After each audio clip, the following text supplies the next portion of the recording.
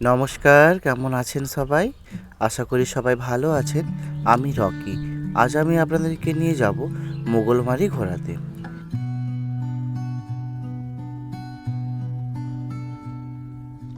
এর আগের ভিডিওতেই আপনারা দেখেছেন কুরুমবেড়া ফোর্ট, আর এখন আমরা যাচ্ছি মোগলমারি ঘুরতে। একই দিনে আমরা দুটো জায়গা ঘুরে নিয়েছিলাম।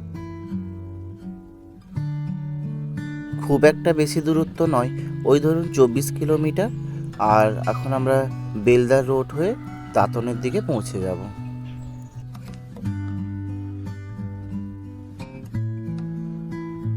আপনারা যদি কেউ মনে করেন যে বাসে করে আসবেন, তাহলে প্রথমে কুরুমবেড়া ফোর্ট ঘুরে ওখান থেকে বাস ধরে একদম বেলদা বা দাঁতনগামী বাস ধরে আপনি দাঁতনে নামবেন। দাঁতন থেকে কোনো অটো বা টোটো করে আপনাকে মোগলমারি বললেই দেখিয়ে দেবে লোক।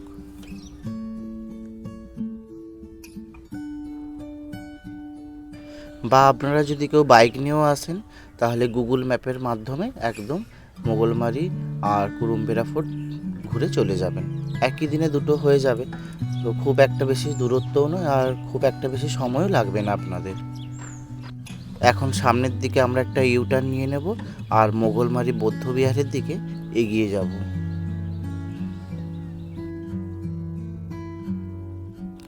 এই হাইওয়েতেও আপনারা ধাবা পাবেন ও দুপুরে লাঞ্চ করার জন্য সেরকম ভালো ভালো হোটেলও পাবেন। কোনো অসুবিধার কিছু নেই। আর আমরা এখন চলে এসেছি একদম প্রায় কাছাকাছিতে। আর সামনেই আমাদের একটি গলি পড়বে, আর গলিটা দিয়ে আমরা চলে যাব মোগলমারি বৌদ্ধবিহার। এই যে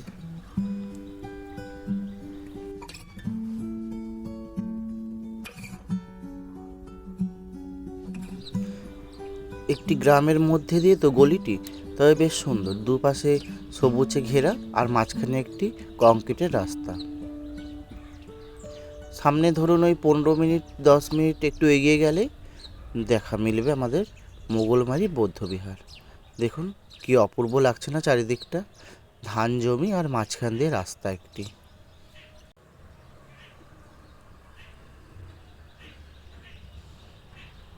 আর এখনই আমরা পৌঁছে যাব একদম গেটের সামনে।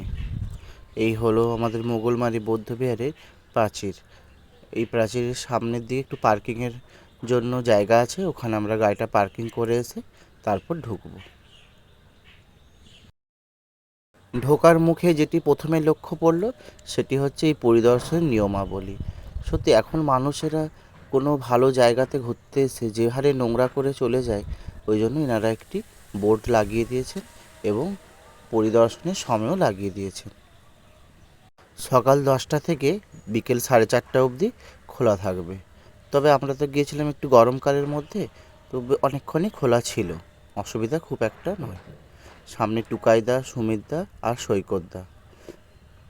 কি সুন্দর দেখুন, এটি একটি কাঠের রাস্তা সোজা চলে যাচ্ছে, আর ধারে ধারে কাঁচের প্রাচীর দিয়ে ঘেরা আছে। ভেতরে প্রবেশ করার পরই মনটা যেন ভরে গেল। এত সুন্দর চারিদিকটা, সবুজ একদম ঘেরা, আর খুবই অপূর্ব লাগছে দেখতে। এখানে একটি বোর্ড লাগানো আছে। এই বোর্ডে লেখা আছে যে কোনো ব্যক্তি যদি প্রকৃত ক্ষতি বা অঙ্গনাশ কিছু করেন, তাহার অর্থদণ্ড অথবা 3 মাস পর্যন্ত জেল হতে পারে। সামনের দিকে দেখুন একটি বড় অশ্বত্থ গাছ। এখানেই হয়তো উনি তপস্যা করতেন, বোধিসত্ত্ব লাভ করেছেন। চারিদিকটা বেশ সুন্দর আর গোছানো, খুবই ভালো লাগলো এই জায়গাটি। একদম প্রথম দিকে এই জায়গাটির নাম ছিল সখী সেনের ঢিপি। তখন এটি একটি প্লেন জায়গা ছিল, ফাঁকা মাঠের মতন। তখন গ্রামের মানুষেরা এইখানে যাত্রা দেখতে আসতো, অনেক ছোটোখাটো মেলাও বসতো। কিন্তু পরে খনন কার্যের পর এইখানে এখন এই রকম দেখতে হয়েছে। বেশ ভালো মেনটেন করেছে চারিদিকটা। দেখুন কাঁচের দেয়াল আর কাঠের রাস্তা একটি বানানো হয়েছে।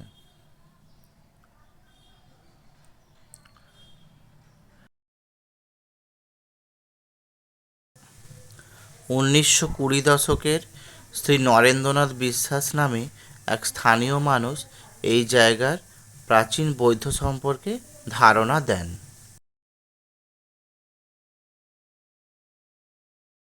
তখন মাটি খুঁড়ে টুকটাক জিনিসপত্র পাওয়া যেত। এরপর 2003 ও 2004-এ কলকাতার বিশ্ববিদ্যালয় আর্কিওলজি ডিপার্টমেন্টের শ্রী অশোক দত্তের নেতৃত্বে খনন কার্য শুরু হয়।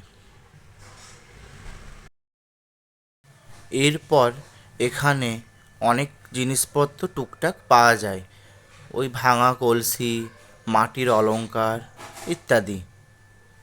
এর ফলে বোঝা যায় যে এখানে বৌদ্ধদের একটি মঠ ছিল। আর এখন আমরা সবাই সামনের দিকে এগিয়ে যাচ্ছি, আরও খুবই সুন্দর সুন্দর জিনিস হয়তো দেখতে পাবো।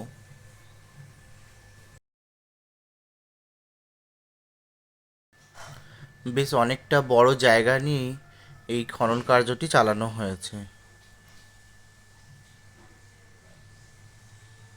এই গাছগুলিও বেশ পুরনো দেখেই মনে হচ্ছে। দেখুন সামনের দিকটা একবার। আর এইখানে লিখে দেওয়া আছে, কাঁচের দেয়ালে বেশি চাপ দেওয়া যাবে না, ভর দেওয়া যাবে না। এইখানে সেই রকম খনন কার্য চালানোর পরে এখানে দেখুন, এই যে ছোট ছোট দেয়ালে কিছু মূর্তি পাওয়া গিয়েছে।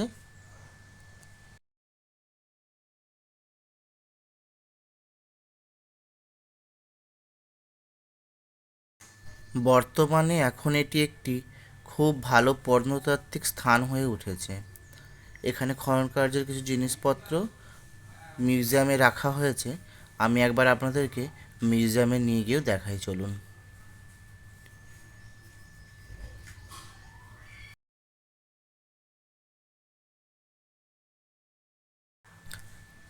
এখন আমরা এখান থেকে বেরিয়ে একদম মোগলমারি মিউজিয়ামের ভেতরে প্রবেশ করব।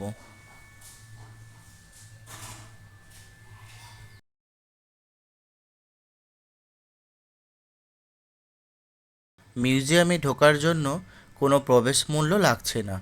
আপনি যদি আধার কার্ড নিয়ে আসেন তো খুবই ভালো। এখানে খাতায় হচ্ছে আপনার আধার কার্ডটা একবার দেখতে চেয়েছেন ওনারা, আর আপনার নাম, মোবাইল নাম্বার, আর কোথা থেকে আপনি এসেছেন। চলুন ভেতরটা একবার দেখাই আপনাদেরকে। এইখানে এই যে পুরনো মাটির থালা, বাটি, চীনামাটির অনেক কিছু, এছাড়াও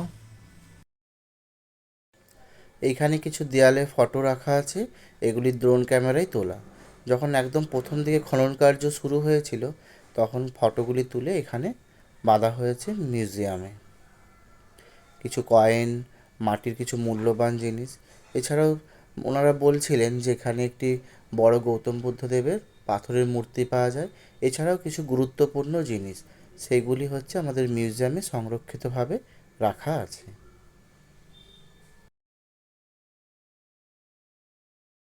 মিউজিয়ামের ভেতরটা বেশ বড়।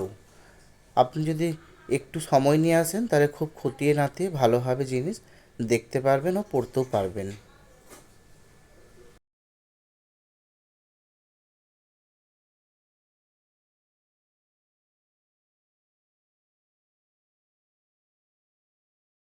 আমাদের হাতে একদমই কম সময় ছিল, তাই কোনো রকমে একটু দেখে আমরা বেরিয়ে পড়ি।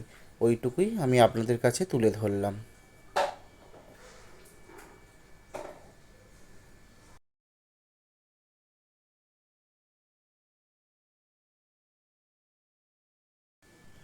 এইখানে কিছু পোড়ামাটির প্রদীপ রাখা আছে অনেকগুলি।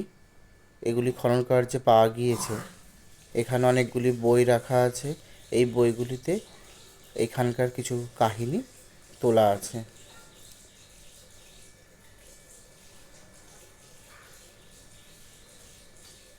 এখন এটি খুব সুন্দর ঘোরার একটি জায়গা হয়েছে।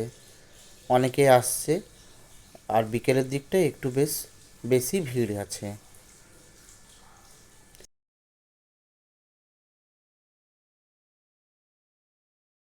এখন আমরা মিউজিয়াম থেকে বেরিয়ে পড়ব, আর এই মিউজিয়ামের পেছন দিকের একটু জায়গাটি ঘুরে নেব।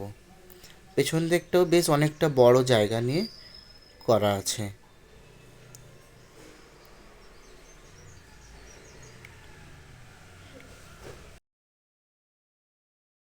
এবার আমাদের এখান থেকে বেরিয়ে যাওয়ার পালা।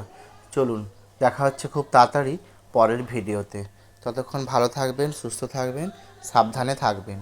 আরেকবার আমি আপনাদেরকে জায়গাটি ঘুরিয়ে দেখিয়ে দিই। এই হচ্ছে একদম ঢোকার মুখে। দেখুন, খুবই অপূর্ব লাগছে না দেখতে? চারিদিকটা সবুজ আর সবুজ।